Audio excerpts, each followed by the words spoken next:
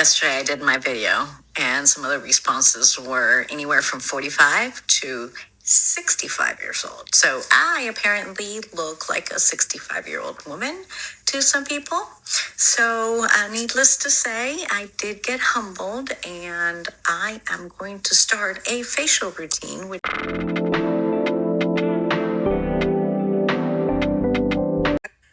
When I originally did that video asking what age I looked, I had no makeup on because in my mind, putting on makeup would have been cheating. I don't know. And so, I feel like makeup can hide so much and all that kind of stuff. So anyways, I have a good idea. Let's take this video, stitch it, and I want to see what all the 40-year-old faces look like. I want you guys to show the world that we don't look like Kardashians. We have lines, we have wrinkles, we have age spots, we have all these things, and that is totally fine. So anyways, let's do that. Let's do a whole stitch of all the 40-year-old faces and show how differently we all look. I knew I knew that this challenge would not work necessarily for black women. I can tell you this for many reasons, that some of you white women do not look beautiful when you age.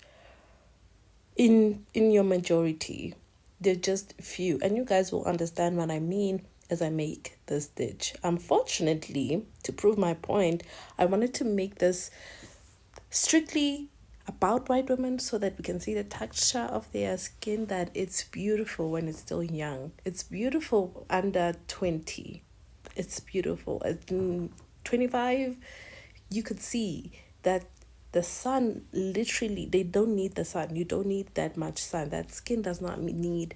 The more you are exposed to sun, the more you age quicker. So when you're not exposed to too much sun, then your skin can slow down. That white skin can slow down its aging process. But because they do not listen, they want to tan in the sun until they turn pink. They want to do things they're not even supposed to do. But anyways, I digress. This is my age. This is my age. this is what my 40-year-old face looks like at 9 o'clock at night after a really long day. And yes, I still have some makeup on. And for anybody that's curious what I look like without makeup, I'll show you a photo. Again, this is me with no makeup.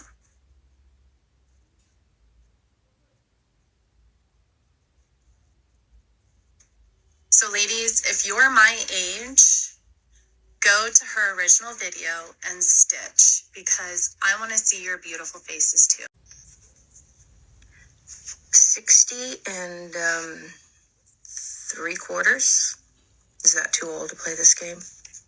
I'm turning 40 this year. I know. I'm just as surprised as you are. It's not a secret that I get work done, okay? I never shy away from the fact that I get work done on here on my TikTok. I get Botox, I get filler, I get lips. I've even gotten Botox here in order to stop this double chin action that is beginning to happen as I get older. I never shy away from the fact. I also just have good genetics from my dad. I run, I'm vegan, so I do a lot to take care of my skin. Other than skincare, I really this is Aveeno. Come on. Anyways, I wanted to make this video because I have a trip coming up. I'm going to Miami next week. And typically when I'm going on a trip, I will book an appointment with my Botox lady. I will get my Botox. I'll get my lips done so I'm feeling fresh as soon as I go.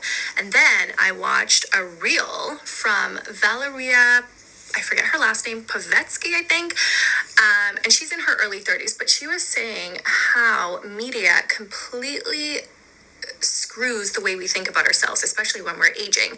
And she was saying how she's going to make more conscious effort to follow people that are in their late 30s, 40s, 50s, 60s, so that she doesn't just have these youthful images staring back at her. And as she gets older, she begins to feel badly about herself for something that is completely out of her control and completely natural and shouldn't be looked at as this bad thing. So anyways, that video really got me thinking, and I was like, I even booked the appointment and then I went and canceled it after I watched that video, because I was like, at some point I am gonna have to accept the fact that I'm aging. Aging isn't a bad word. It isn't a bad thing, and we're truly lucky if we get to grow older. And I'm not just saying that as an old person. I'm also not saying that I'm going to stop getting Botox anytime soon. What I am saying is I'm going to be okay during the lulls. Like when I start to get a little wrinkle, I'm not going to panic and run to book my appointment with my Botox lady. I'm going to be okay with it. I'm going to learn to be okay with my face as it ages, as I get older, and I'm going to learn to appreciate the new wrinkles that are happening. And this, I don't know if I can ever appreciate this double chin, but we'll see. I'm also going to start doing what Valeria said on her Instagram, and I'm going to start following older women where beauty isn't just in youth. I'm getting older, and I'm going to learn to be okay with the fact that my face and my body is. Checking in at 42 for all my 40-year-olds. Let's represent. Be nice now, please. Thank you. What a compliment. A lot of people don't believe that I'm 45 years old. I just got these hip ways about me, you know? These are my tips and tricks for staying young. Don't get into drama. It ages you. Instead, stay indoors and read about other people's fictional drama through books. Also, put on a lot of sunscreen. I'm talking like Casper the Ghost amount of sunscreen. Oh, well, I'm not going outside today. Put sunscreen on. Put sunscreen on. Tip 3 is if you start showing any signs of aging, just celebrate your 21st birthday again. Works every time. Just in case you've forgotten, this is how a forehead moves in your mid 40s and beyond.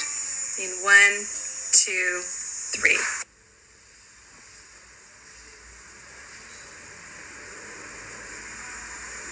Yesterday I did my video, and some of the responses were anywhere from 45 to 65 years old. So I apparently look like a 65-year-old woman to some people.